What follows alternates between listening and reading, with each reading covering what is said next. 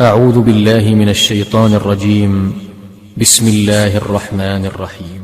إن الإنسان خلق هلوعا إذا مسه الشر جزوعا وإذا مسه الخير منوعا إلا المصلين. لله رب العالمين، والصلاة والسلام على سيدنا محمد الصادق الوعد الأمين.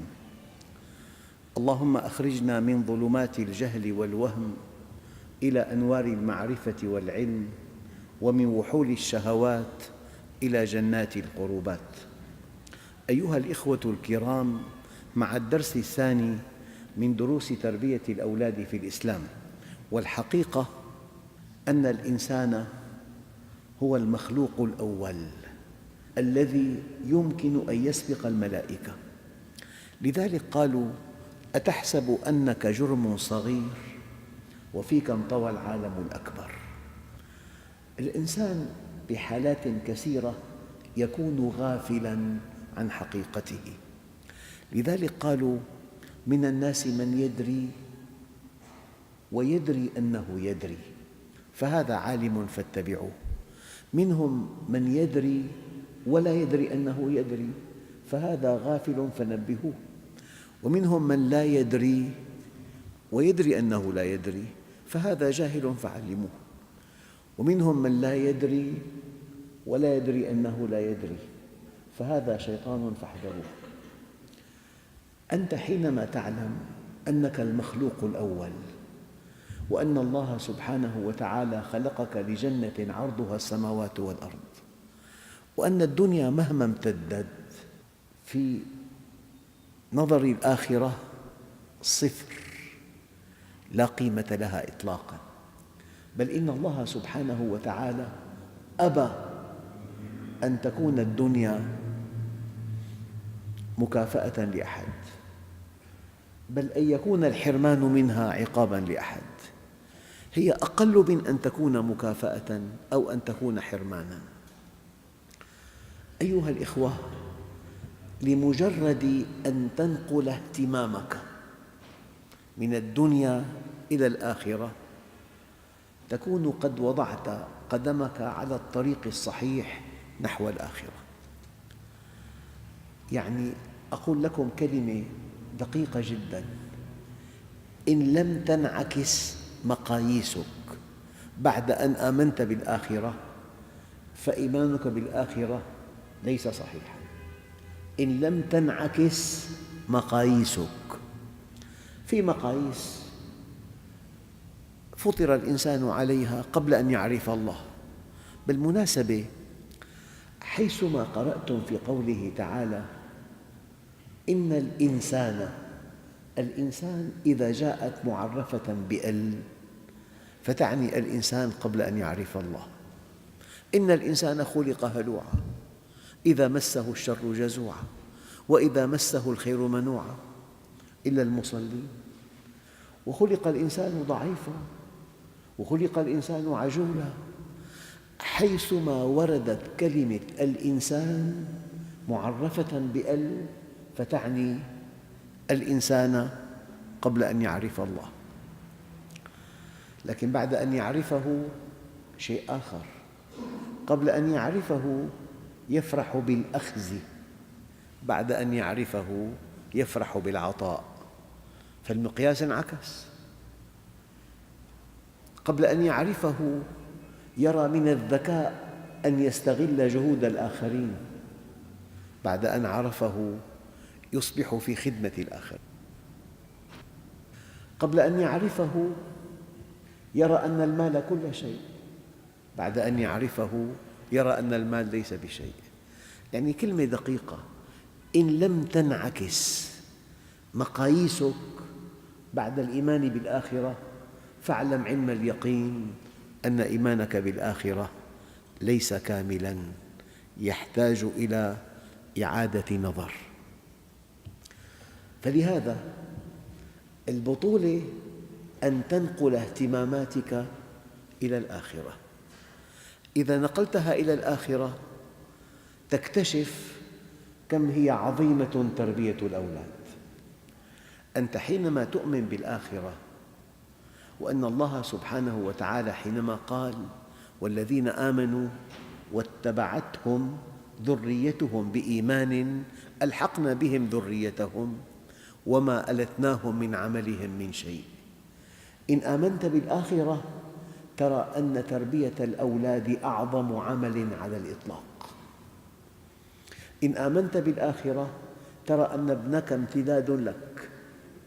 إن آمنت بالآخرة ترى أن ابنك وذريته ومن يأتي بعده إلى يوم القيامة كل أعمالهم الصالحة في صحيفته. والذين آمنوا واتبعتهم ذريتهم بإيمان ألحقنا بهم ذريتهم وما ألتناهم من عملهم من شيء. هي البطولة أن تؤمن بالآخرة، البطولة أن تعمل للآخرة، البطولة أن تنقل اهتماماتك للآخرة، البطولة أن تعرف لماذا أنت في الدنيا. يعني لماذا أنت في الدنيا؟ يقال من أجل أن نعمل، من أجل أن تعرف الله، ومن أجل أن تنضبط بمنهجه، ومن أجل أن تحسن إلى خلقه، لتكون المعرفة والانضباط والإحسان ثمن الجنة، ثمن جنة عرضها السماوات والأرض فيها ما لا عين رأت ولا أذن سمعت ولا خطر على قلب بشر. يعني بصراحة من دون أن تؤمن بالآخرة الابن عبء، تتمنى أن تبتعد عنه كثيراً، متعب، يحتاج إلى رعاية، إلى اهتمام، إلى تعليم، إلى توجيه، إلى صبر، إلى نفس طويل، إلى متابعة. يعني أنت في رحلة مع أصدقائك، لو أخذت معك ابنك عبء، يجب أن تلاحظه أين ذهب، ماذا فعل، أن توجهه. لو أبقيته في البيت أريح. أكثر الآباء يشعر أن ابنه عبء عليه، بيهمله. يكبر الابن يكتشف الأب حقيقة تسحقه، أنه خسر ابنه. حينما تركه التصق بأصدقائه، والأب لا يعلم من أصدقاؤه، علموه عادات، علموه أشياء منحرفة، علموه كلمات بذيئة، علموه أشياء لا ترضي الله. فالأب يكتشف أن ابنه ماشي خطأ، له تفكير مغلوط، سلوك خطأ، يحاول يصلحه، يكون فات الأوان. أنا لا أنسى كلمة قالها لنا أحد الإخوة الكرام الدعاة الذي تخصص بعلم القيادة، أن كل الصفات التي تتمناها من ابنك، من انضباط، من صدق، من أمانة، من نظافة، من عناية بالملابس، من عناية بالأغراض، كل الصفات التي تتمناها بابنك تغرس فيه من السنة الأولى وحتى السنة السابعة. وقال هذا الداعية: وبعد السنة السابعة العوض بسلامتك. ويكون معظم الآباء في أول حياتهم منشغلين عن أولادهم. تجد أب صالح لكن لم ينتبه لهذه الحقائق. صدقوا أيها الإخوة ولا أبالغ، إن الابن الصالح يدخل على قلب أبيه من السرور، من الرضا، من السعادة ما لا يوصف. بل إن الابن الصالح لشدة خطورة تربية الأولاد ما جعل الله لك أيها الأب الصالح مكافأتك في الآخرة، جعلها في الدنيا والآخرة. ما المكافأة في الدنيا؟ يجعل الله أولادك قرة عين لك. هذا فحوى قوله تعالى: ربنا هب لنا من أزواجنا وذرياتنا قرة أعين واجعلنا للمتقين إماما. كمقدمة دقيقة جداً، لن تعرف قيمة تربية الأولاد إلا إذا آمنت بالآخرة. إلا إذا رأيت ابنك استمراراً لك. وكنت أقول دائماً: جبل الإنسان على حب وجوده، وعلى حب سلامة وجوده، وعلى حب كمال وجوده، وعلى حب استمرار وجوده. سلامة وجودك باتباع تعليمات الصانع. صدقت ولم تكذب، كنت أميناً ولم تخن، كنت رحيماً ولم تقسو، أعطيت كل ذي حق حقه. باتباع تعليمات الصانع تسلم فقط، ولكن بالعمل الصالح تسعد. فمن كان يرجو لقاء ربه فليعمل عملاً صالحاً. أما استمرار وجودك بتربية أولادك يستمر وجودك. والله لا أنسى أحد خطباء بني أمية، قصة قديمة جداً، يمكن من 20 عام، توفي رحمه الله تعالى. أقيم العزاء له في الجامع الأموي، وفي اليوم الثالث من العزاء قام ابنه وألقى خطبة أمامنا. صدقوا أيها الإخوة، دمعت عيناي وبكيت وقلت: إذن هذا الخطيب لم يمت، لم يمت. الابن استمرار. بأعماق أعماق أعماقك تحب أن تعيش عمراً طويلاً، هذه طبيعة الإنسان. بل إن الذي يسعدك أنك إذا عرفت الله واستقمت على أمره كنت في الجنة إلى أبد الآبدين. الحاجة للاستمرار تتأتى من إيمانك بالآخرة. الآن الحاجة إلى الاستمرار تتأتى أيضاً من تربية أولادك. يعني إنسان يتوفاه الله عز وجل، له أولاد صالحون مؤمنون طيبون، لهم أعمال صالحة، يدهم في الخير طولا، كلما رآهم إنسان رحمة الله على الوالد. هذا الأب لا ينسى ذكره ما دام ابنه مستقيماً.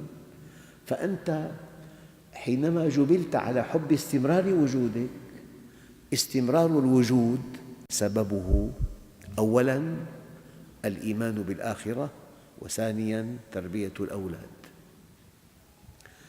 إذن لا يمكن أن نعرف قيمة تربية الأولاد إلا إذا آمنا بالآخرة، وإلا إذا علمنا أن هذا الابن أعماله لك،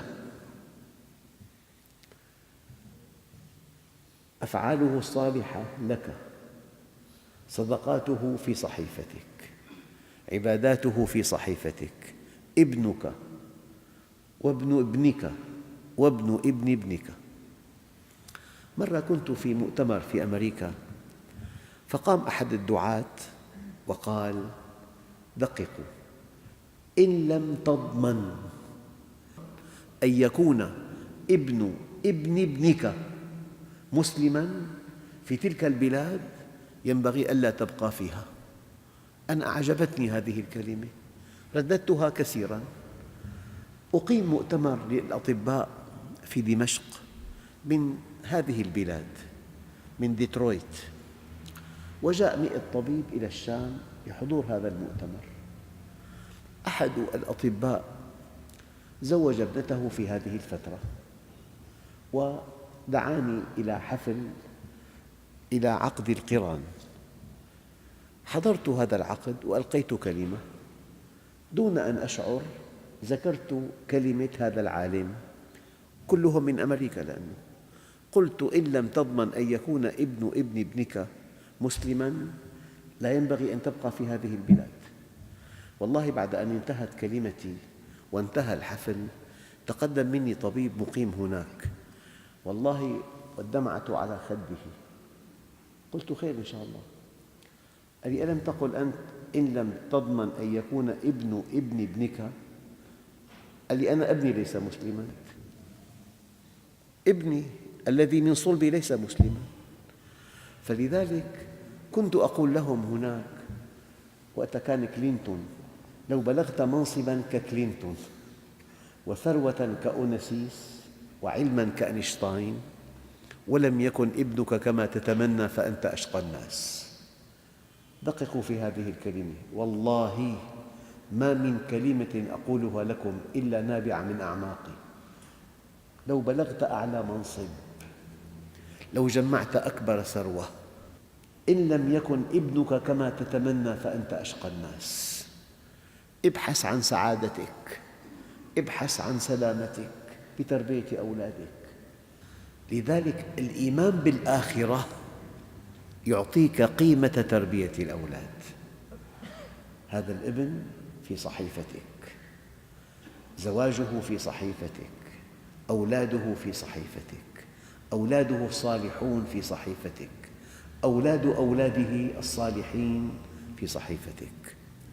أيها الإخوة، لكن أريد أن أضع بين أيديكم هذه الحقيقة التي طالما ذكرتها في جميع الدروس، طالما آمن بها كل شيء في كياني، أنه لا يمكن أن يكون النجاح جزئياً. نجاح جزئي ما في. لا يسمى النجاح نجاحاً إلا إذا كان شمولياً. يعني إنسان برع في كسب المال وأولاده شردوا عن منهج الله ليس ناجحاً في حياته. إنسان ذهب إلى بلد بعيد وجاء بأموال طائلة على حساب تربية أولاده ليس هذا نجاحاً. هذه الفكرة أرددها كثيراً. لا يمكن أن يكون النجاح جزئياً. لا يسمى النجاح نجاحاً إلا إذا كان شمولياً. طبعاً بالنسبة إليك في 4 محطات كبيرة. أول نجاح وأكبر نجاح وأعظم نجاح، والنجاح الأول والأطول أمداً، نجاحك في معرفة الله. ابن آدم اطلبني تجدني، فإذا وجدتني وجدت كل شيء، وإن فتك فاتك كل شيء، وأنا أحب إليك من كل شيء. دقق، المرأة أحياناً نجاحها الأول والأخير أن ترزق بزوج صالح. نقول الزواج في حق المرأة كل فصول حياتها، لكن في حق الرجل بعض فصول حياته، في عمله، في دراساته. الآن كل أنواع النجاح تعد نجاحاً، إلا أن النجاح الأول الذي هو أصل كل نجاح أن تعرف الله. تصور بيت في براد، ثلاجة، في غسالة، في مكيف، في مروحة، في جميع الأجهزة من دون استثناء، لكن ما في كهرباء. كل هذه الأجهزة لا قيمة لها.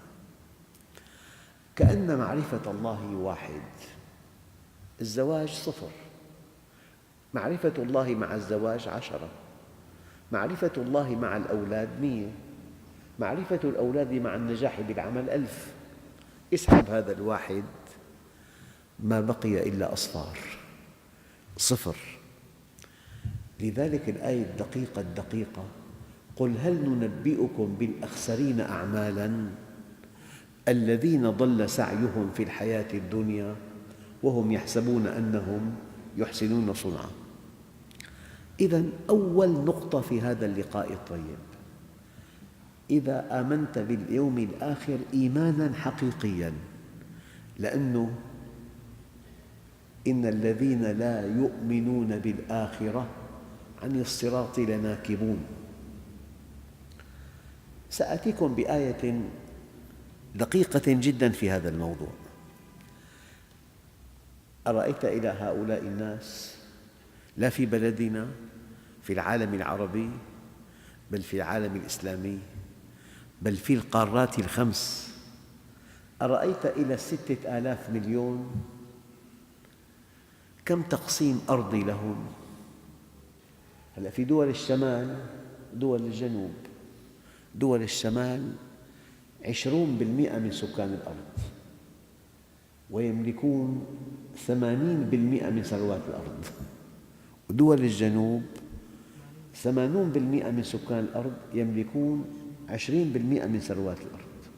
دول الشمال، دول الجنوب، العرق الأصفر، العرق الأبيض، العرق الأسمر، الأغنياء والفقراء، الأقوياء والضعفاء، المستغلون والمستغلون. هناك تقسيمات لا تعد ولا تحصى. دققوا، كل هذه التقسيمات عند الله باطلة. عند الله تقسيمان اثنان بالدليل. القسم الأول الإنسان الذي عرف الله فانضبط بمنهجه وأحسن إلى خلقه فسلم وسعد في الدنيا والآخرة. والإنسان الذي غفل عن الله وتفلت من منهجه وأساء إلى خلقه فهلك وشقي في الدنيا والآخرة. ولن تجد نموذجاً ثالثاً.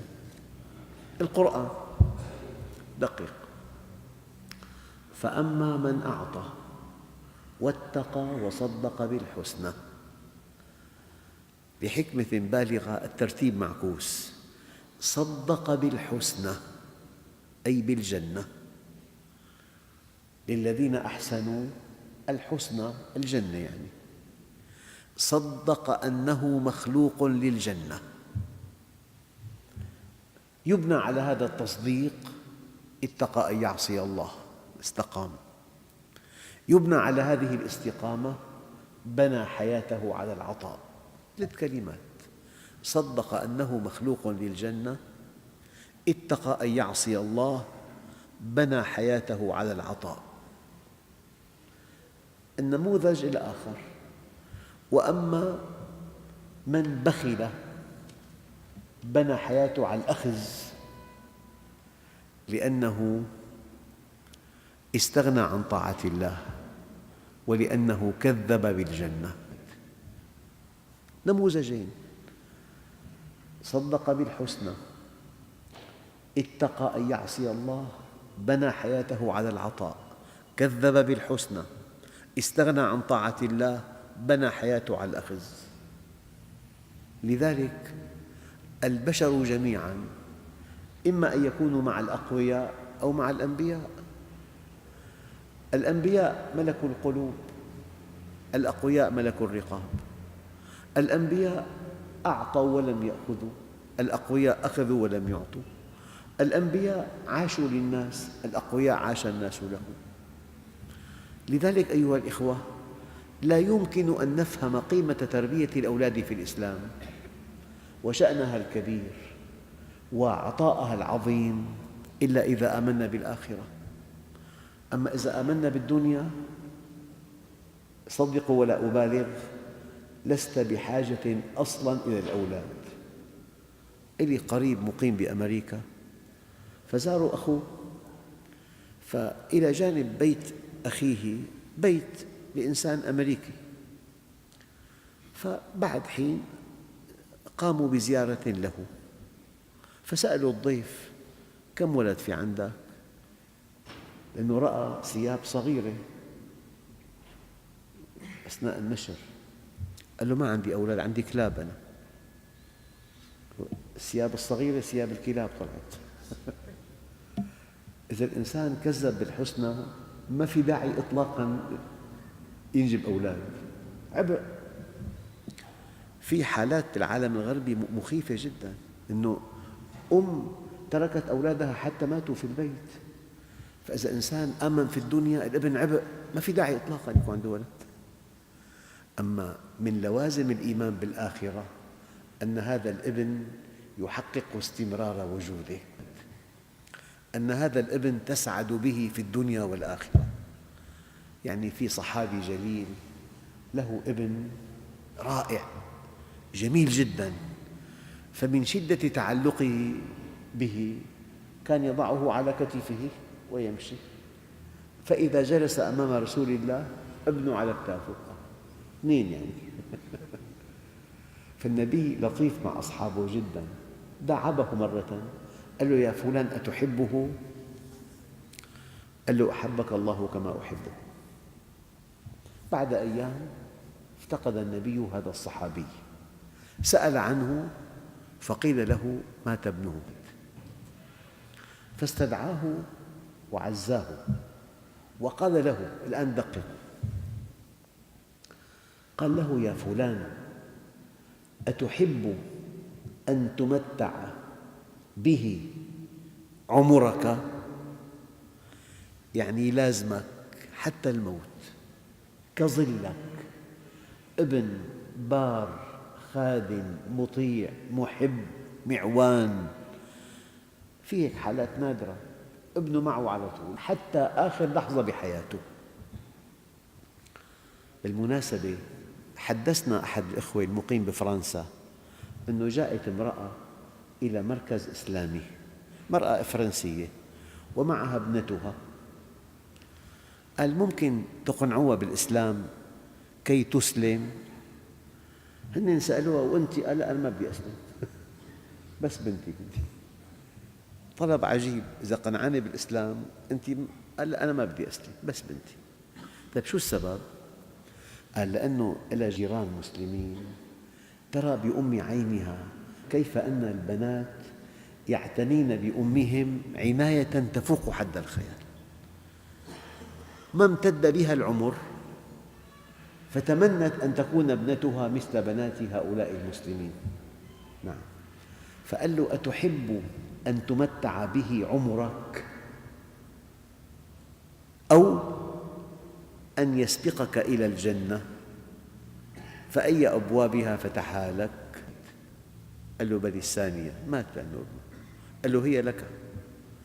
يعني حتى لو إنسان مات ابنه في حياته وكان إنسان صالح، هذا الابن يسبقه إلى الجنة وسيفتح لأبيه أبواب الجنة. فالابن في ضوء الإيمان بالآخرة شيء ثمين جدا. الابن في ضوء الإيمان بالآخرة أكبر سبب لسعادة الأب. الابن في ضوء الإيمان بالآخرة بيجمع لك أكبر عمل صالح، أبدا أكبر عمل صالح، كل أعماله في صحيفتك، كل التزامه في صحيفتك، كل صدقاته في صحيفتك، أنت الذي ربيته. حتى أن فقهاء الأحناف لهم رأي عجيب: حجة البدل من شروطها الوصية، لأن الله عز وجل يقول: وأن ليس للإنسان إلا ما سعى. فإذا واحد ما كتب وصية بحجة البدل ما سعى لهذه الحجة، لا بد من وصية. إلا أنهم استثنوا الابن فقط. إذا ابن حج عن أبيه حجة بدل من دون وصية مقبولة للأب، لأن الأب رباه تربية صحيحة، ولولا أنه رباه تربية صحيحة لما حج عنه حجة البدل. فالابن له شأن كبير، لكن في ضوء الإيمان بالآخرة. أما في ضوء الإيمان بالدنيا بربي كلاب الواحد أريح له، بين أن تربي ابن يكون امتداد لك، يحفظ اسمك، يدعو الناس لك من تربيته، يتزوج، ينجب أولاد، لك أحفاد. فإما أن تربي الأولاد تبتغي بهم وجه الله والدار الآخرة، وإما أنك إذا ابتعدت عن الإيمان بالآخرة شيء متعب وعبء. أيها الإخوة، بقي شيء. هلأ التربية، في تربية إيمانية، في تربية أخلاقية، في تربية نفسية، في تربية اجتماعية، في تربية جسمية، في تربية علمية، في تربية جنسية. كما قلت لكم قبل قليل، النجاح لا يكون جزئياً، يكون شمولي.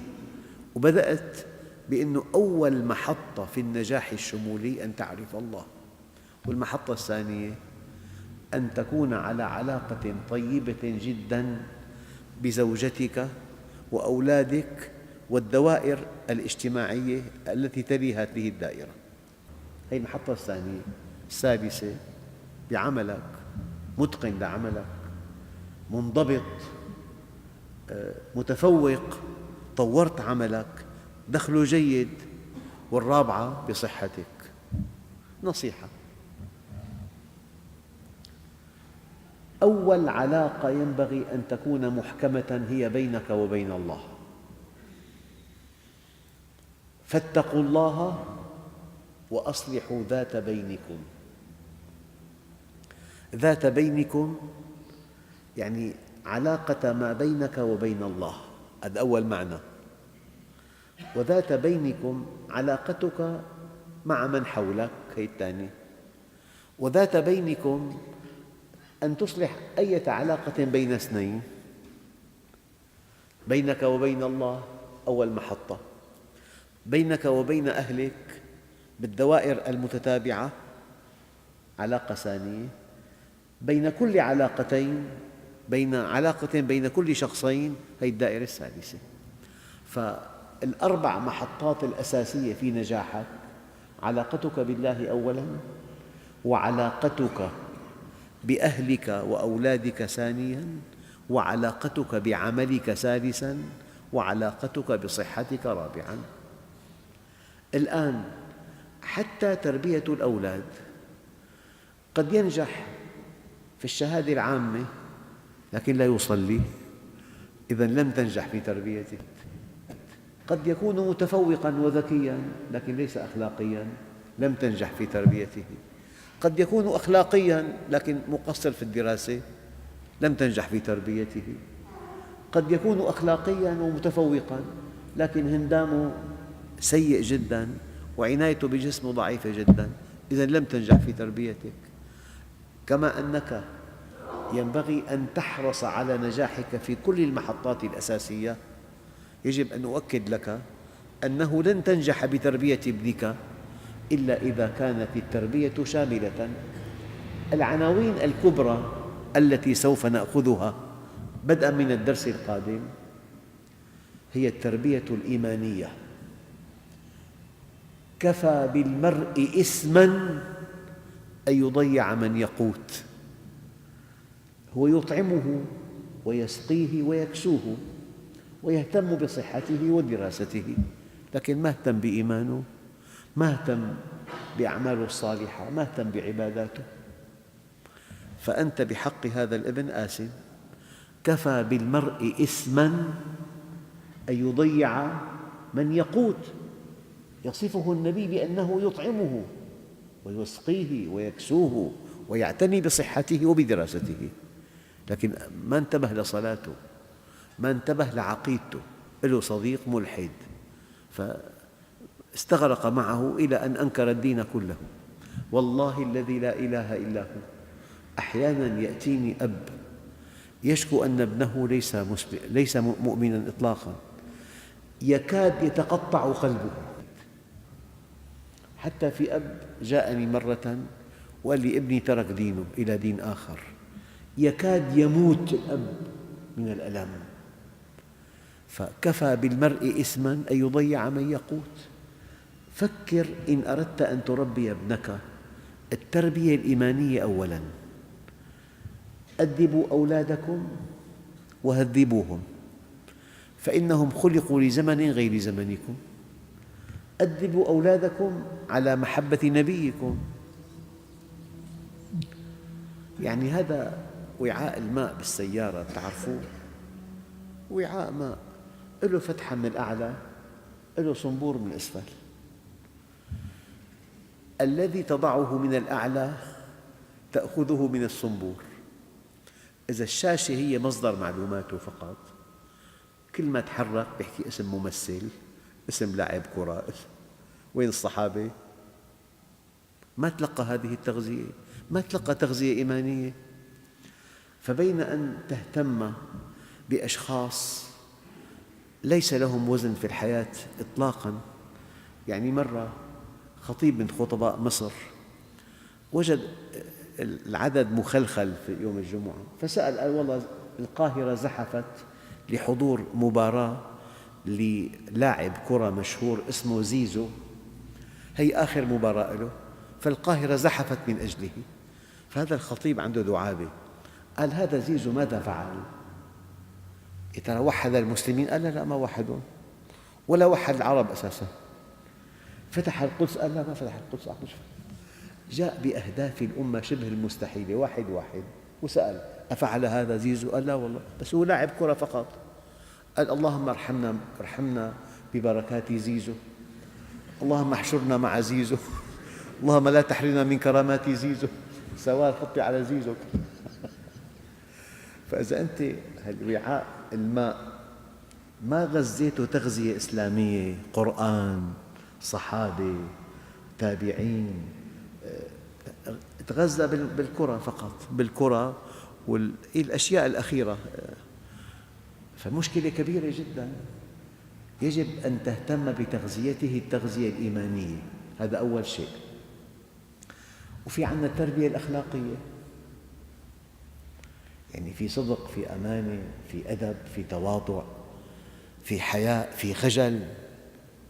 لا تمشي أمامه، لا تمشي أمام أبيك، ولا تجلس قبله، ولا تستسب له. لا تعمل عمل تدفع الناس إلى أن يسبوا أباك. شوف الأدب النبوي، لا تمشي أمامه، ولا تجلس قبله، ولا تستسب له.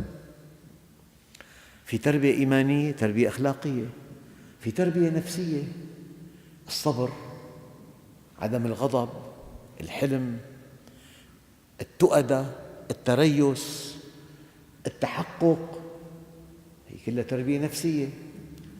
التربية الاجتماعية، أن تسلم، أن تحترم، أن تعتذر، أن تتواضع، أن تكون متعاون، تربية اجتماعية. في التربية الجسمية، أن يكون أكلك منتظم، أن يكون لك هوايات رياضية لتقوية جسمك. التربية العلمية، التحصيل، دراسته، متفوق، اختصاصه. والتربية الجنسية، يعني أحياناً أب بينحرج حرج لا حدود له. إذا قال له ابن بابا أني منين أجيت؟ في أجوبة دقيقة جداً، لطيفة جداً، درسها. يعني لا تنحرج، هذا السؤال من حقه. يا أما بيضربه، عيب السؤال، أم عطاء اهتمام أكبر. ما عاد في عنده سؤال إلا السؤال لما أنت قمعته. ففي تربية جنسية، في تربية علمية، في تربية جسمية، في تربية اجتماعية، وتربية نفسية، وتربية أخلاقية، وتربية إيمانية. هذه الموضوعات التي ربما كانت محاور للدروس القادمة، والحمد لله رب العالمين. بسم الله الرحمن الرحيم. يسألونك عن الأنفال، قل الأنفال لله والرسول، فاتقوا الله وأصلحوا ذات بينكم، وأطيعوا الله ورسوله إن كنتم